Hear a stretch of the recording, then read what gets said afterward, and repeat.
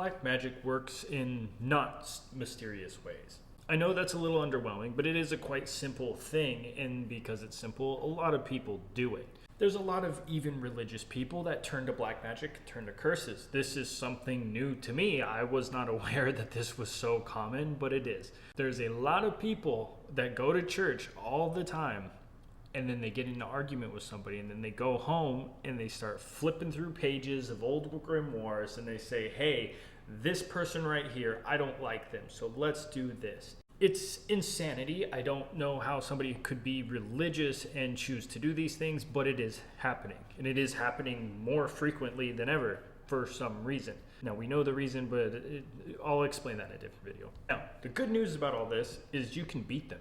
Every curse ever is beatable. Every Jinn ever is beatable. Every kind of like black magic or evil eye or anything that you have had done to you is completely beatable. Now, I say this, I use the term black magician for myself sometimes, and this is just purely for internet clickbait purposes. I was not involved in curses, right? I did one, it worked, it freaked me out, and I never did it again. I was never a fan of curses, even whenever I was making like occult TikToks and like teaching people the crap. I always spoke out against curses, right? And there's a lot of backlash that these individuals deal with whenever they do these curses. So before I explain to you guys how to beat all these curses and how they work and how to really destroy any kind of curse or hex or Jinn or demon messing with you, I first want you guys to understand that the individual that did that curse is going to pay a very severe price. One, it's forbidden, right? So that's the ultimate price they're gonna pay. Like, this is forbidden, they're not allowed to do this, and they're choosing to do it anyways. But outside of that, the Jinn, the demons, the energy that they surround themselves in to be able to pull this off is sticky. It's like a sticky tar. It's like a sticky tar of rotten, mulchy food. And it is very difficult to make it go away. So these individuals, you can like see it on them. It's wild. I mean, I don't recommend this, but you can take my word for this. Like going through TikTok and seeing some of these occultists when I was in the space, and I was friends with some of them, and still friends to this day to some occultists. There is good people in the space. They just don't follow the way we do. They haven't been touched enough, or whatever their own personal reason is. May Allah forgive them, may Allah guide them. But there is another set of group of individuals that I was not very friendly with, and they never really liked me. And when you see these individuals, you can see it on them. They look sick, they look ill, they look drained. So the first thing I want to teach everybody is how to identify the individual doing the curses, right?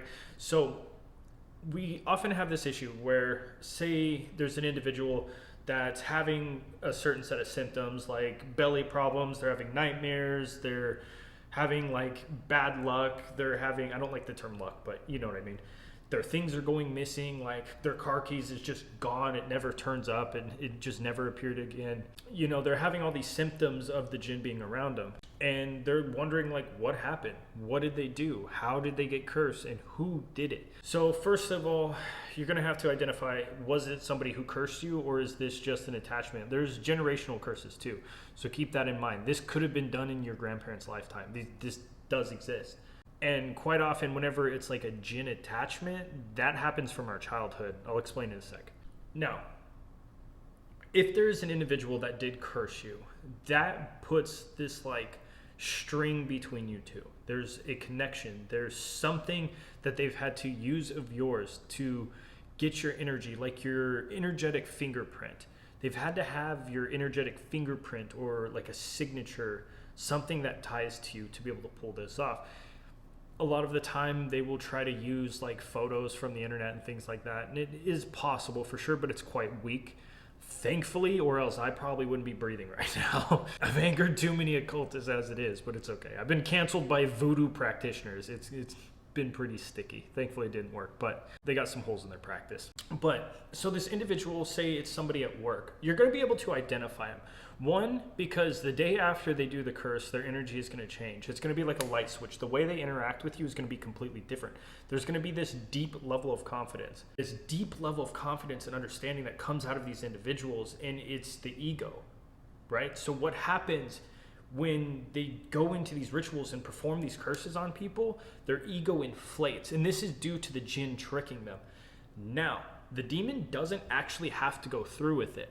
But there is something interesting that I'm still studying and trying to understand when it comes to this situation, is that like the jinn don't have to. A lot of these occultists, a lot of these practitioners get screwed over. They're performing all these rituals and giving all these offerings, and they're trying to get something in specific, and it never shows up. But the demon still takes what they wanted. So what's going on there? Then there's other moments and other situations where you see they take the deal and the demon will really, really pursue an individual. I got to be a little bit more serious here, because this does happen and it does get pretty gruesome. People do get hurt pretty bad. And so what's the difference? Well, the difference is the individual. So the person offering the ritual or situation to this jinn is going to make all the difference. Thankfully and fortunately, most of these TikTok people and these people online that start like bragging about their curses and they're just cursing everyone left and right, thankfully those individuals have no merit. They have no weight behind them. There's no energy because they're too volatile. These people are too sporadic. They're sending their energy in 18 different directions and there's nothing left over from the jinn to consume. Or the other situation is the jinn's just getting it anyways. They're like, why am I going to go do this for you? I'm already winning. So the first sign that I would say is their weird sense of confidence. There's going to be like an inflated ego. There's going to be this snide undertone with their personality. Now, the second one is a bit more interesting, and this is more intuition based. So people in the spiritual space all the time talk about their third eye. They're like, oh, opening up my third eye or decalcifying my pineal gland and all kinds of crazy crap.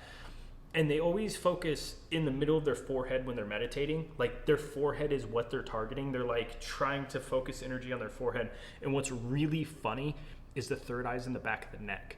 So you know that saying all the time where it's like, oh, the hair on the back of my neck stood up. This is that. That is your central nervous system. This is your alert response system that goes off in these moments. And whenever you get around an individual that has cursed you, this spikes, this activates. You'll feel it in the back of your neck. You're not going to feel it in your forehead. That's goofy. So keep that in mind too. If there's somebody that did this to you, they're probably immediately after going to have like an ego inflation. And whenever you go to interact with them, you're going to feel it. And I know that's going to make sense to some people and not make sense to others. So if you've had this happen to you, you know exactly what I'm talking about. And by the way, if this is serious and you really do think this has happened, I opened up the consultation call so you guys can jump in. I'll put the link in the description. You guys can get in like that. If you want to speak to me directly, we'll jump on a call. We'll break down everything that's going on. And I'll try to identify what's happening, what's feeding them, and steps to prevent this. You're gonna have to take a good look at your habits and figure out what's feeding these demons around you to be able to get rid of them. You got to cut off their food source essentially. But yes, if you're interested in that, I'll put the link in the description for you. But now for the third one, if you're running into an individual that does curses and does curses frequently, especially, they reek. And I know this may seem weird, but they smell like urine, specifically urine. There's this very sour urine smell that comes out of them. And this is also a sign that the jinn are around. You can find it in some older books that talk about this, and even more modern information is spoken about this. Usually when we're interacting with something negative, the negative energy, it has this like sour urine smell. Well, the individual, that will be stuck on them. They will just reek no matter what they do. They can be a very clean individual too. That's the crazy part, is a lot of occultists are very vain. They care about their appearance. I mean, it's okay to care about your appearance to some degree, right? You should be clean. But they care like to a very extensive amount, and they work around in glamour magic. Well, they work around in glamour magic to the point where it starts backfiring and they just smell like this smell 24/7. It doesn't go away. So those are the biggest tall tale signs. If somebody did curse you, this is going to be the situation. Now, of course, everybody that smells like cat pee doesn't mean they're doing curses. So, you know, take this with a grain of salt. Use a bit of critical thinking attached to this. I don't want you guys running around just accusing people of doing curses on you. That's a serious accusation, even in today's society. I mean, I guess in America, if you just walked up to somebody and was like, you cursed me, they're probably just going to think you're nuts. But I also don't want you guys approaching the people at all. That will backfire. The best thing you can do is act like it never happened, especially around these individuals. If somebody did a curse on you and you were like, oh, I'm so broken, and you come to them and you're like, all these problems are happening, and you keep running back to this individual, and it could be a close friend that has happened. or a coworker. A coworker, I think, is more common than anything else. A coworker or somebody who wants to marry the person you're married to. That's been the big ones. That's been the consistent trend. But if these people are aware of this pain and aware of this suffering, that's what fuels them. That's what makes them feel better about it. They're going to go do another one. They're like, oh, this worked. This was so great. I'm going to go attack them again. And they keep punching. Now, thankfully, the punches could be with pillow fists, meaning they get pretty weak.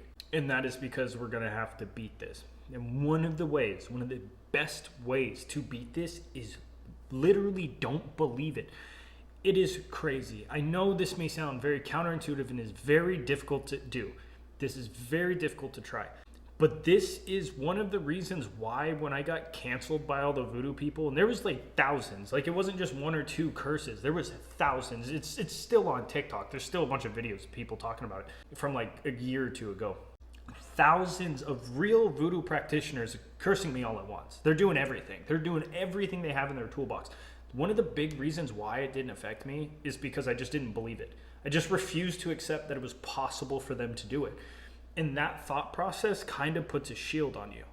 And before I continue, before any of this, you should have faith in Allah. You should just have unbreakable faith in God. That's going to be your first step before any of this crap. So everything I tell you right now, do that first. Go pray. Like, that's got to be in there. I'm talking about after the prayer and after everything else, add these things on. My ADD brain is jumping around so much today.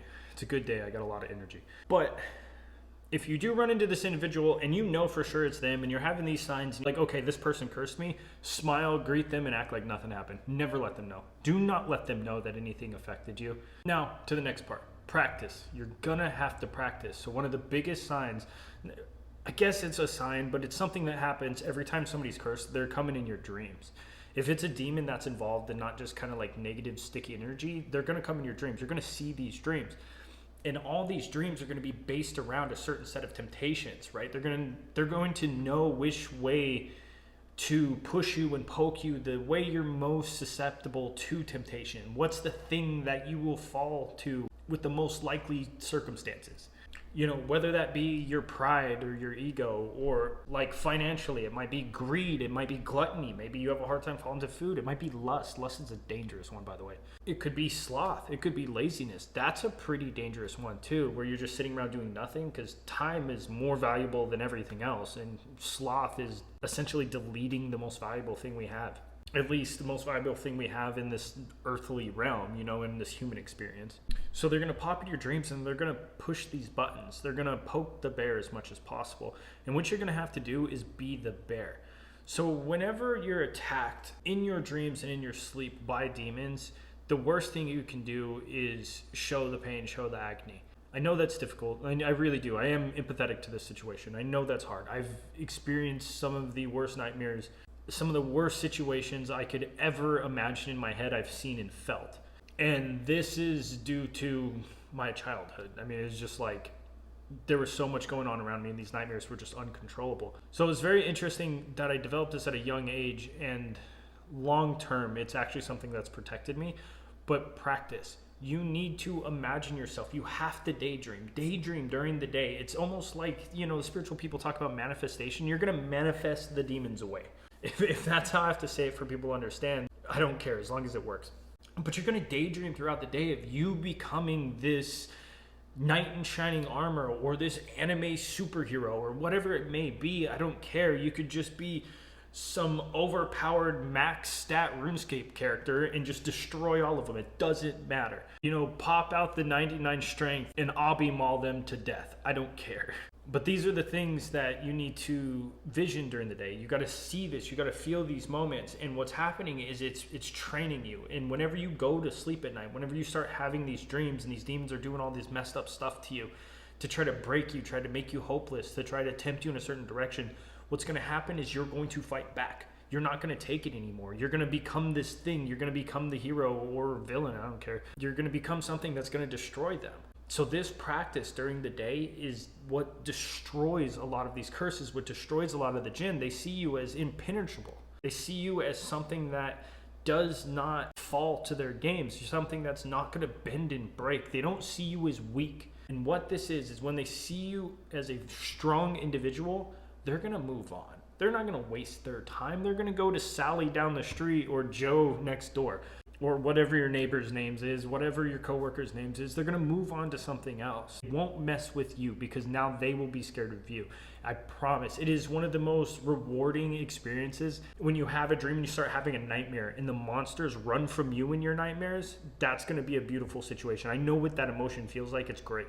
So, recap real quick before we jump into the final piece to this. First of all, you've identified the individual. Maybe you haven't. It doesn't really matter that much. But the important part of that whole spiel, that whole yapping session, is the fact that you're not falling for it. You're not letting it affect you mentally. These negative situations that are happening to you, all these bad things, you're not falling to it. You're like, okay, this is a bad day, but it's okay. I'm good. I'm going to get through this. I'm not believing it. They may have cursed me, but that curse isn't strong enough to affect me. They may have sent a demon into my life, but that demon isn't strong enough to make me astray.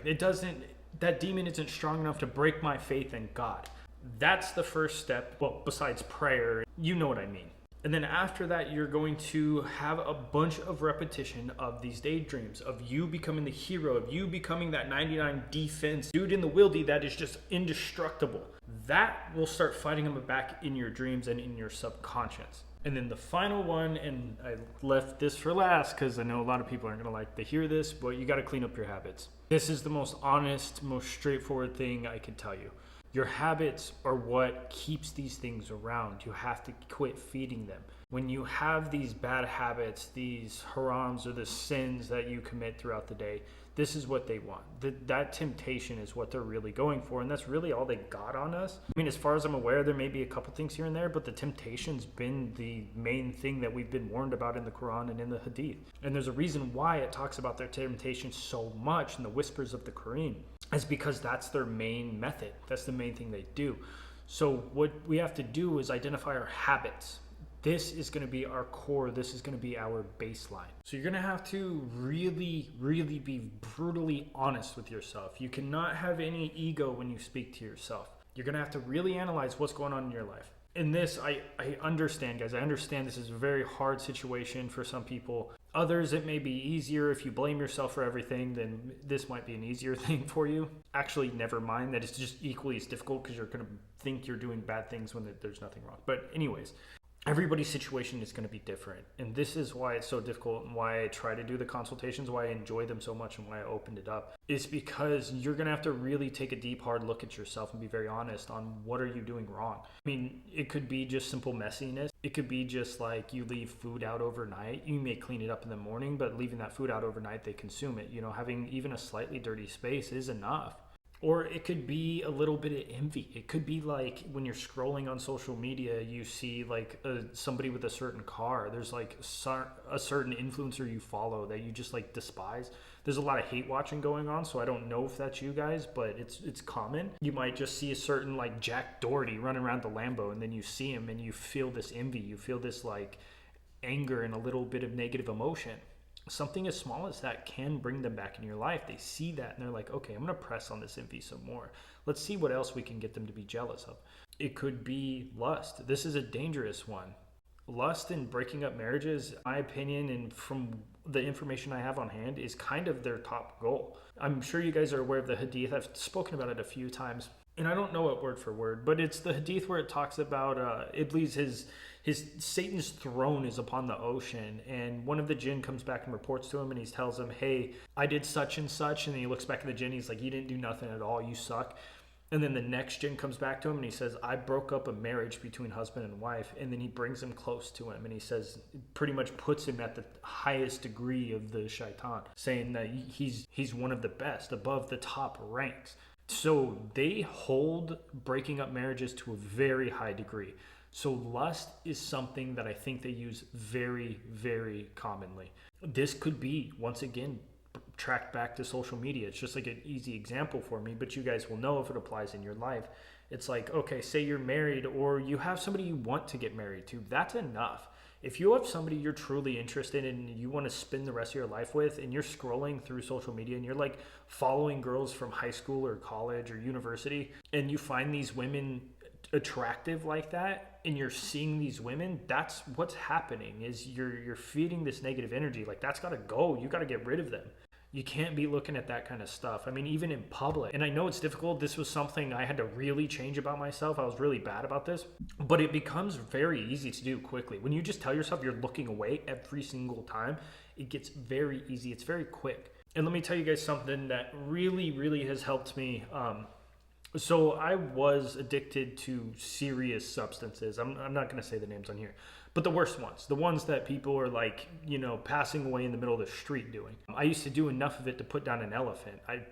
I thank God every day that I'm still alive and I've overcame this addiction. I've been sober like 7, almost 8 years. I think it's over 8 years now, but geez, that's been a long time. That's crazy. But anyways, there is a system to beat addictions, and these things are like an addiction, right? We get this weird like dopamine, like positive dopaminergic system that activates whenever we fall to these temptations. And the first 7 days is going to be the hardest. So let me tell you that right now. It gets easier over time, not harder. And this was by design. Like, I really do believe God made this on purpose, that made it to where if we do good, over time, it is easier to do good. Like, really think about that for a second. Most of the things in our life, when we do them over a long period of time, there's plenty of things that get more difficult. But something like this, like breaking addiction and breaking a habit, gets easier. That's a huge blessing. That's a huge tool set that we have in our pocket. So the first 7 days is the hardest. That's when we're really tested. It's like your mind is going to sit here and go back to it. The whispers are going to get louder and louder and louder. It's to say, oh, go back to this bad thing. Go back to this thing that's hurting you. Go back to this thing that's destroying you. And after 7 days, it gets easier. At the 14th day is where you're almost to the finish line. At the 21st day, that is when a new habit is formed. So if you can go just 21 days, think about along the span of your life, the rest of your life, the 50, 70, 90 years, I don't know how long everybody's going to live, but you think about the rest of your life. If you just do this one thing for 21 days, it's going to make the rest of your years that much better and that much easier. And this is the main thing. This is the main thing whenever I do the consultations where I try to target is finding these things and figuring out a system for 21 days. If you can get through 21 days, you can beat this. So I appreciate you guys. I really hope this helps you because this has been my system. This is how I turned my life around. I was a homeless addict and now I live very comfortably. I'm not far from rich. I don't have no Lambos or nothing, but I have food to eat and a place to live. That's a huge blessing. I have good people around me. I got people that love me. I have love to give to other people, especially. And I've been able to turn around all this darkness and really target in on the light. And it took me a long time to get out of that tunnel of darkness and filth and gunk. It was not easy to get back. And this is exactly what I did to get out of it. When you revert, like, let me let you in on something. When you practice in the occult and you work with Jinn for many years and then you revert to Islam, they don't like that. I know online, for those of you who were around at that time, I really put on a good face and show and like pretended like nothing was happening. And that's because, the first or second tip I told you guys. But they were attacking. It wasn't easy. It wasn't like this simple thing. On social media, you guys just get a little glimpse, but I was torn apart. I was so depressed and torn apart mentally. They did everything possible to get me away from the Quran. There was so much depression. I was alone. I was in a relationship with someone that ended instantly. Anybody close to me, they just separated me from everyone I loved, everybody I cared about. I had literally no one, and I'm just sitting here alone every single day with just the Quran. And all I had to do was put down the Quran and all these things would have came back. These people would have showed back up in my life. This money would have came back. I shut down a whole business where I was making more money than I ever had in my entire life. But because it was selling tarot cards and things that are forbidden, I just closed the whole thing down. So there was so much temptation around me, and this is how I was able to overcome it. It only takes 21 days. So I hope this helps you guys. I really, really do. And I appreciate all of you, and I will see you in the next one.